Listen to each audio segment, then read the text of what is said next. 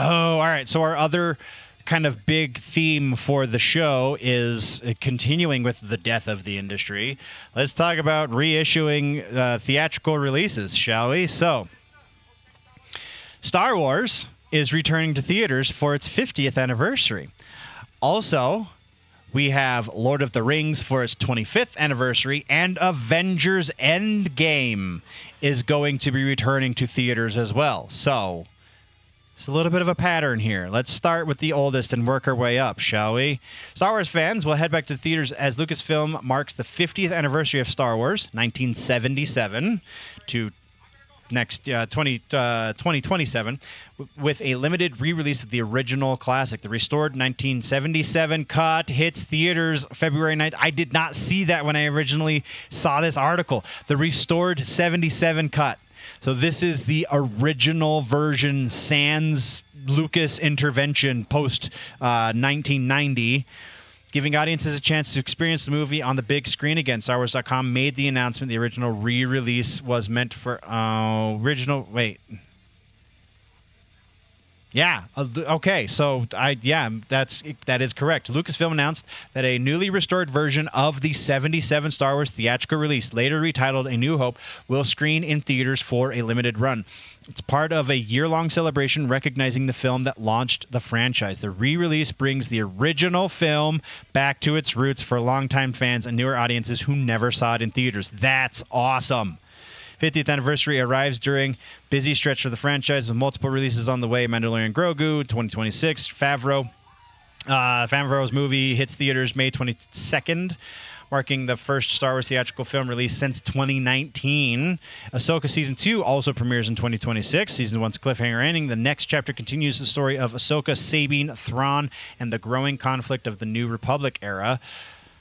Sean Levy's Starfighter film is May 28th of 2027. Sean Levy, Ryan Gosling teaming up for Starfighter film set for May 28th, 2027. Positioned 3 months after the anniversary release, the movie strengthens Lucasfilm's theatrical slate. So, this first one, there's a reason for it. 50 years being Star Wars is kind of a significant thing.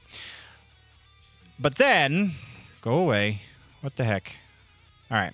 But then we have The Lord of the Rings is the next one that is getting a re-release into theaters.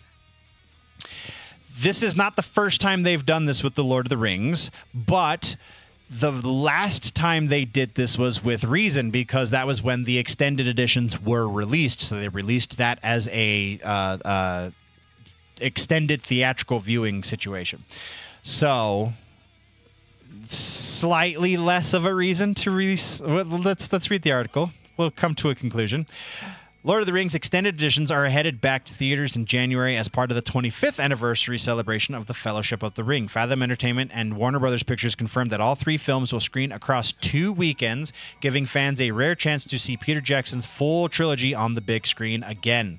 Again, pretty cool, but this is total nostalgia bait. This is just them going, hey, you remember this thing that we did that was awesome? Well, since we're not doing anything else that you want to spend your money on, why don't you spend your money on this for the 10th time? Because we know you saw it in the theaters, all 3 movies when they originally came out, and then we know you bought the DVDs, all 3 movies when they originally came out, and then we released the extended versions, so you bought all 3 of those when they originally came out, and then you bought the box set of all the extended editions together that came with the cool collector's ring and all the books and all the art. And this is just milking this franchise because they have nothing else. They have no new ideas. Again, not totally opposed to this happening because this is cool in and of itself, but this is a symptom of a much larger sickness in the industry. Select locations will offer D-Box presentations during the opening weekend for an upgraded audio and motion experience. Return marks the official start of the anniversary celebration for the Fellowship of the Ring, which first hit theaters in 2001. Fathom and Warner Brothers also released a new 25th anniversary trailer and logo to promote the event. Watch below. That's your popcorn cup. That's another popcorn cup. Why the trilogy is returning. Fathom CEO Ray Nutt says the film's impact and technical achievements make them ideal for theatrical revival, noting the trilogy's influence on modern blockbuster cinema. Jackson's 6-film Middle-earth saga has earned $6 billion worldwide and 17 Oscars. I don't think that the Hobbit was a very strong part of all of those numbers, but it was, 3 of those 6 movies,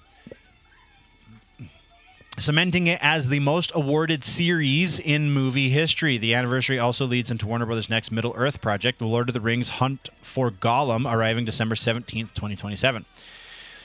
Trilogy of films in The Lord of the Rings are remarkable cinematic accomplishments and made an indelible impact on fans in with their stunning visuals, unparalleled storytelling, and epic performances from the cast, essentially raising the bar for what is possible on the big screen. Says Nutt, Chief Executive Officer of Fathom Events.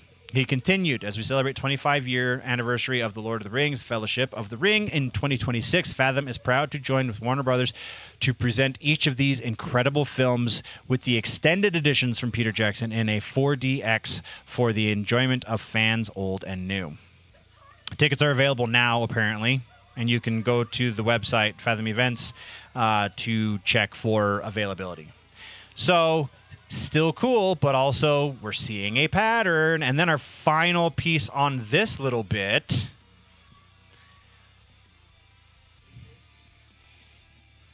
Avengers Endgame is coming to theaters in 2026.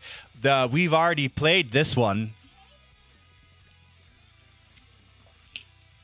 So, Marvel is bringing Avengers Endgame back to theaters, giving fans another chance to see Avengers' final fight against Thanos on the big screen ahead of Avengers Doomsday.